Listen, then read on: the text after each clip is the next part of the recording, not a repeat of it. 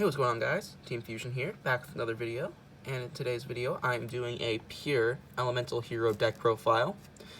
Now, you all may know, Elemental Hero is my favorite deck ever. You may also see that some of these cards have seen better days, and that's because I've been using them for a long time now. I was a fan of them before I got the deck, but Elemental Heroes were my first archetype deck that I ever used or got. Anyway, let's get into it. Starting things off, I run 3 copies of Elemental Hero Sparkman.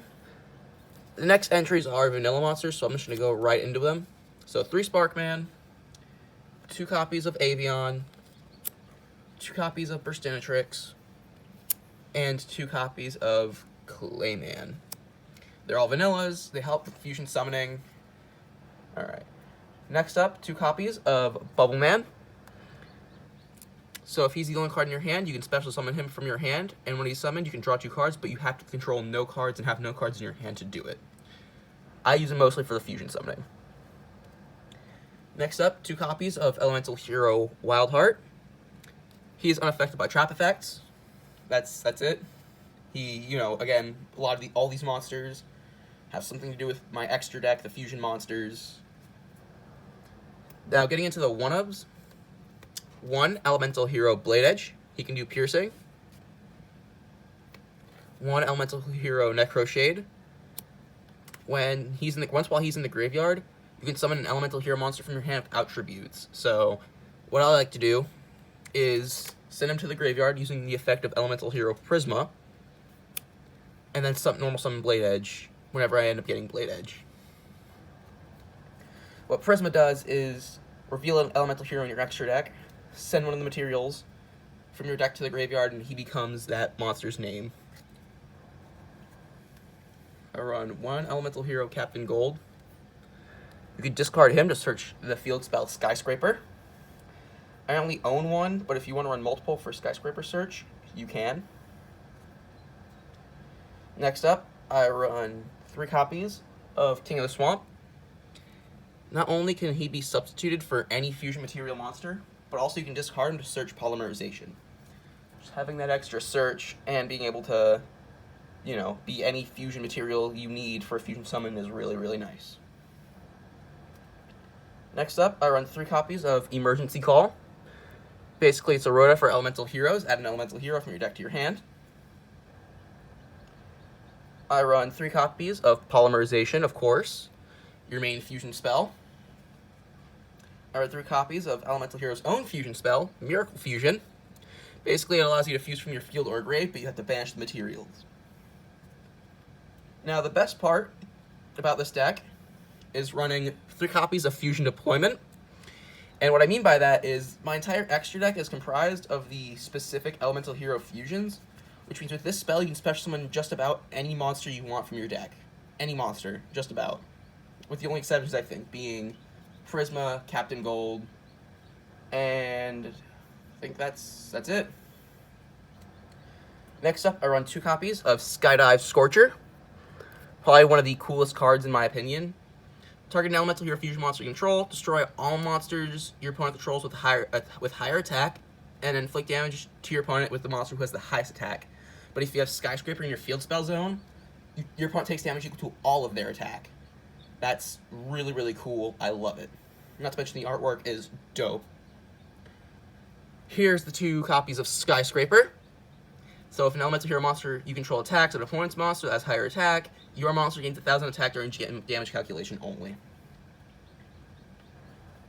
Now the 2 one-ofs, 1 Generation Next, and 1 Reinforcement of the Army. This is just to search another warrior. Generation Next I run just because I like the artwork, and it has a pretty cool effect.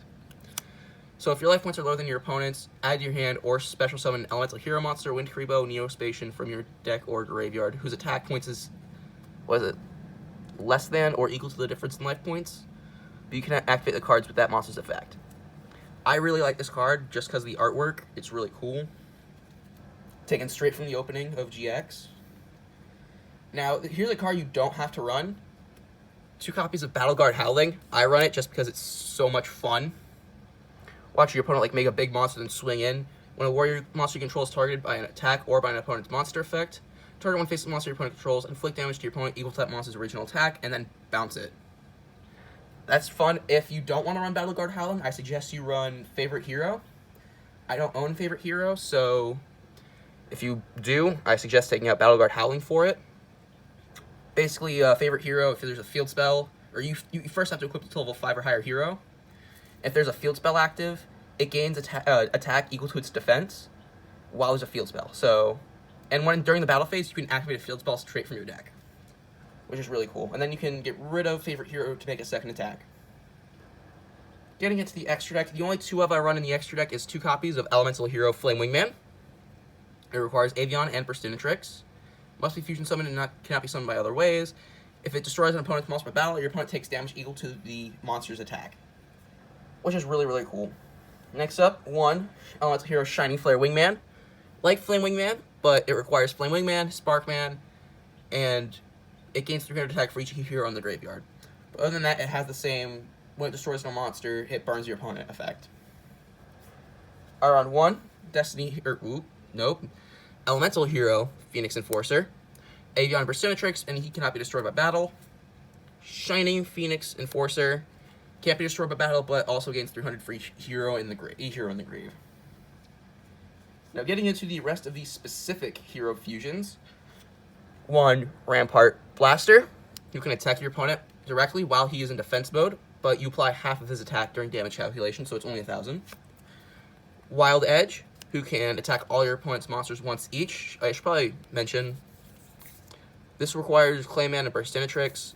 This requires Wild Heart and Blade Edge. Wild Wingman, discard a card, destroy a spell or trap. Requires Wild Heart and Avion. Mudball Man, just has 3k defense, good wall. It requires Bubble Man and Clayman. Necroid Shaman, another good way to get Necroshade in the graveyard. He requires Necroshade and Wild Heart. 1 Thunder Giant, requires Clayman and Sparkman. Once per turn, you can discard a card to destroy an opponent's monster who has attack less than Thunder Giant. Mariner requires Avion and Bubble Man. Basically, if you have a card in your spell trap zone, he can attack your opponent directly. 1 copy of Steam Healer. Requires Burstinatrix and Bubble Man. And if he destroys an opponent's monster, you gain life points equal to that monster's attack. 1 Plasma Vice. Requires Blade Edge and Sparkman. So pretty much you can discard a card and destroy an opponent's monster. And he can inflict piercing as well. Last but not least, I run 1 of Elemental Hero Electrum. He requires Avion, Burstinatrix, Clayman, and Bubble Man. And when he is summoned, first things first, he's also treated as a Wind, Water, Fire while on the field. Oh, and Earth. Sorry, I'm misreading really bad. Sorry. And when he is fusion summoned, shuffle all banished cards into the deck, and he gains 300 for each monster who shares an attribute with this card effect. Alright. That's been my Elemental Hero deck profile. If you have enjoyed, make sure to like, comment, and subscribe. And if you do subscribe, hit that notification bell so you get notified whenever I upload.